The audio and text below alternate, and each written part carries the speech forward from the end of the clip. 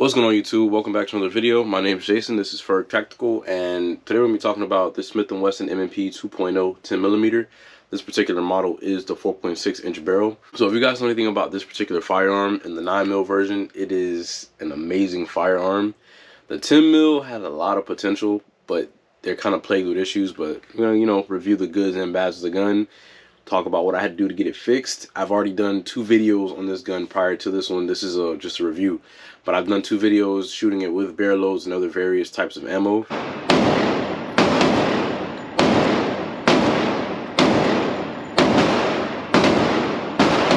To try to get it to work, and we did get it to work. But if you want to go check those videos out, I'll put them up top so you guys can go watch them, and I'll kind of cover what I did to get this gun to work and give my whole review on, you know, the goods and bads of this gun. And before we do get into the video, yes, we are clear. There is no mag in the gun. We are in a safe and controlled environment. Firearm is pointed in the safe direction. As you can see, it's empty. So for starters, let's talk about, you know, the modifications I have to this gun. It's not very extensive, but, you know, let's cover it. So first off, I have this TLR9, Streamlight TLR9. Yes, it's long. It looks goofy. A lot of people don't like it. I don't care, because I got this as a dedicated woods gun when I bought it. I bought them when they first kind of came out.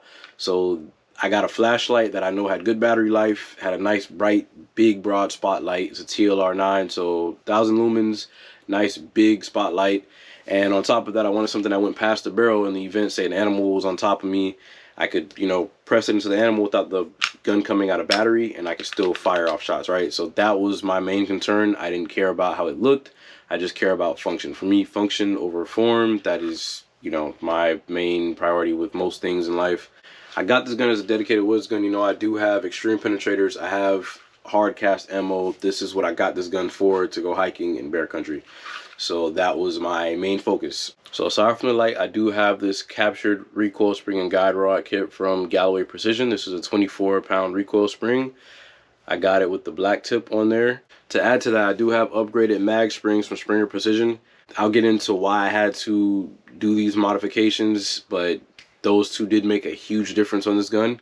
And aside from that, everything else on this gun is stock. So let's kind of cover now what this gun comes with out the box, and let's talk about what you have to improve upon when you get the gun. So out of the box, of course, on this gun you get front and rear slide serrations. It has a really nice scallop texture here. You do have metal raised suppressor height sights here. These sights are really nice. My only gripe with these is I wish they were night sights. They are not night sights, but I really wish they were. But aside from that, these are a very nice set of sights. So you can see here, you also do get an optics cut, and you do get adjustable back straps. You just pop this out right here, pull off, and you can change between this and 3 other sizes. So you get 4 total. I have fairly large hands, so I prefer the medium large grip right here. They also have the small, they have the medium, and they do have the large. I had the large on there, but I was trying to get my girlfriend to try to shoot this thing. She wouldn't do it, but I switched it out, because in the event I was like, if you have to use it, you know, I want something that you can at least pick up and hold, especially since I was planning on hiking with this. They also do come with plates, so it is optics ready out of the box. If you have an optic at home, there likely is one of these plates that fit the footprint, so that's awesome, because some companies say, hey, my gun is optics ready, but then you have to go buy plates. So it's really not optics ready. Even though these are plastic, you know, optics plates, I would definitely upgrade the hardware and the plate itself to something metal. That's what I was initially going to do until the gun didn't work for me that well. But yeah, you know, at least like my CZ, for example, it does not come with plates out of the box. You still got to buy, and you know, now the CZ isn't that expensive, so I wouldn't be that upset. But on a gun like this, you know, I think it was out on, I got it on Black Friday like 2 years ago. This gun ran me $600. So for a $600 gun, I am happy that they at least included something, right? You know, upgraded, but still they include something. I have seen videos of the optics shearing off of the slide because it's 10mm, it's a lot of recoil. So please make sure though, if you do get this gun and you are running 10mm ammo through it, you know, proper 10mm ammo, get a good plate and get good hardware, please. So to add to those features, it does have ambidextrous slide stops right here, slide release, which is awesome. The mag catch is reversible, but it is only on one side. It of course does have a pick rail in the front, so you can put, you know, whatever lights you want on the front of there. To add to those features, they do come with 15-round metal mags, which is awesome, from Smith & Wesson, and This gun on paper is amazing. The 4.0 model, the 4.6-inch model, which is this one does not have a thumb safety. You know, that you can get them with or without thumb safeties. I don't really use safety, so I got this one without. Then they also have the 5.6-inch performance center. But as far as features, that's about as far as the gun goes. It does have a flat face trigger, but the trigger is gritty. So it's not a terrible trigger, but if you look here, right, that little section there is just grit. Like, it's gritty. They do make an Apex trigger kit. I think it's like maybe it's under $100. You don't have to change the whole thing, because I like the flat face shoe that it has. But they do make a thing on it that makes it way smoother through the entire pull. I'm gonna end up doing it. I just haven't, because for a while this gun would not work for me when I was taking it to the range, and I'll talk about those problems in a second. But I hadn't addressed the trigger yet for that main reason. But I don't know if you guys can hear that. That's the plunger like that it's hitting, but it's just gritty. So get a nice break. Reset's not bad, but it's not audible, not tactile at all. So reset's not very loud, but it's not bad. This trigger, I love the way it looks and like the way it feels on your finger. I just don't like that initial pull. Once you're in the act of hitting the reset and pulling the trigger again, you don't have to worry about that initial pull. But that initial pull with that grit is just, I hate it. I really do hate that. So in the 2 videos I did in testing this gun, we shot, I think, Blazer 200 grain, I think Blazer 180 grain, I can't remember the other run-of-the-mill. Oh, CCI. We shot some of these SIG 180 grain hollow points. I shot 200 and 220 grain Underwood hard cast ammo. I also shot, I think there were 140 grain penetrators for this gun. So I did a lot of testing on this gun, and I didn't start having issues until running like the full power 10 mil stuff. So the hard cast and the hollow points that were 600 foot-pounds and above, you know, full power 10 mil. Everything else was kind of under, so it's either really weak, like 10 mil, which is basically like plus P40, or some of the 10 mil stuff you can get around like the 575 foot-pound range, but it's not full power 10 mil. So everything under 600 foot-pounds before I started running through the gun had no issues.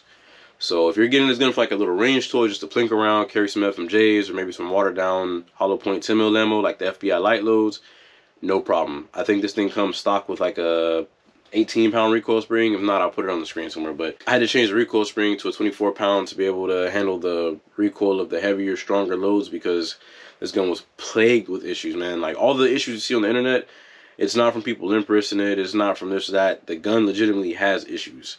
So people were sending this gun out to Smith & Wesson. They shoot it, they run the regular stuff through it and say, oh, it's fine, because like, oh, we don't rate it to run like full power 10 mil, you know. So when they were sending this stuff out, people would get it back, and you know, Smith & Wesson would say it's fine, and they still have the issues. But a lot of people online were also saying that when they sent their gun out to Smith & Wesson and got it back, the recoil spring had like orange paint on it or something, and it wasn't the original one they sent it out with. So that was a big thing there. At this point, you may be wondering, what kind of issues were you having? Because if you're looking at this for the first time, you're like, well, I know the 2.0 9mm are awesome, which they are. What kind of failures are these kind of guns having out the factory? So some people have had good ones, you know, that haven't, but a lot of people have had issues. It's all over the internet. So the problems that you may have with this would be failure to feeds.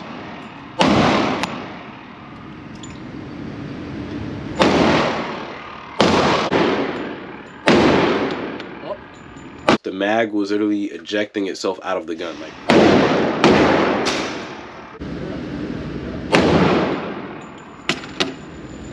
did it again.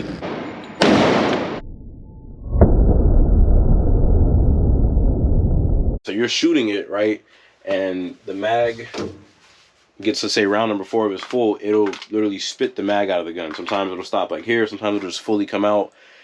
And most people were having those issues. I've even seen some people have it like forcefully just hit the ground, eject it hard. And so this, by no means I would trust my life to in stock form without running a ton of rounds to it, just based off of the track record. But the ergonomics on this gun are so great. The grip texture is, I love rough grip texture. This is perfect for me. This grip texture is amazing. The trigger feel, like I said, the shoe is amazing. You can change the trigger pull and all that. But the fact that it's optics ready and everything like that is amazing. Nobody makes a threaded barrel for this yet. I've actually been looking for them, but nobody does make a threaded barrel for it yet. So that's my one thing I wish, because I would love to put a threaded barrel in this. Maybe even a comp, you know, but just to kind of even up the space a little more. But I would like to comp this in the future if I could find a threaded barrel for it. But I think so far I have maybe about 500 rounds to it or so, 400 to 500, and half of those being like bare loads. if not more. But I have at least 400 to 500 rounds to this with a mix of ammo. And like I said, you know, the heavier stuff has been the only thing giving me issues. So what I did in the last video that I did with this gun was, the first one I did, I kept it stock, we tested it, and I had issues, right? I was hoping I didn't, but I did. So then we upgraded it. I put in the recoil spring and I put in the mag springs, and that fixed almost all of the issues. So when the recoil spring was in by itself without the mag spring, it still had issues, but once you pair the two of them, they are great. So basically what they're saying is, because of the fact that the recoil spring was so light and the fact that the mag springs are so weak, it's having a hard time keeping up with how the gun is tracking, because it's violently tracking. And if you look here, a lot of people were saying that, especially with the broader bullets, this might be an issue because it might be pushing on the mag release, you know, because of how thick the head of the bullets are on the hard cast ammo. And that might have been a legitimate issue, I don't know, but after doing what I did, it fixed all my problems. I want to run more rounds through it to be sure that, you know, it's good. So before you guys are like, oh man, you know, some people get really upset about people bashing their favorite brands. I'm not bashing Smith & Wesson, but they did kind of drop a turd with this gun. And, you know, some of the people in my comments in the past videos have been like, oh, you know, this and that, they're trying to defend it because it's their favorite brand. I understand that. By no means do I not like Smith & Wesson. I love them. I own 4 of their products now. I have a Bodyguard 1.0, the first gen Bodyguard 380. I have an M&P 10 308 AR-10 rifle from them. I do have a M&P 15 7.5 inch AR pistol from them, chambered in 5.56, and this gun right here, the 2.0 10mm. So by no means do I not like Smith & Wesson. I trust my life with their products. Not this one, but the other one. So far, this one I have to test myself. But it's just an honest review on this gun. Out the box, you're most likely, like I said, not every gun has been a problem, but you're most likely going to want to upgrade the recoil spring if you're running full power 10mm and the mag spring. Aside from that, light or no light, that's up to you. But the only other thing I would suggest, like I said, is maybe looking at that little trigger springs kit. You don't have to change the entire trigger, which you can though. Apex makes some good triggers for these Smith & Wessons, but just the Apex spring and plunger kit on there will greatly smooth this up. That's my next thing to do. Another thing Smith & Wesson was doing when these were having issues too is they were polishing the feed ramp. I don't know how well you can see that, but they were polishing in there. Mine came already polished from the factory, so that I ruled that out already. But feature-wise, on paper, these guns are awesome.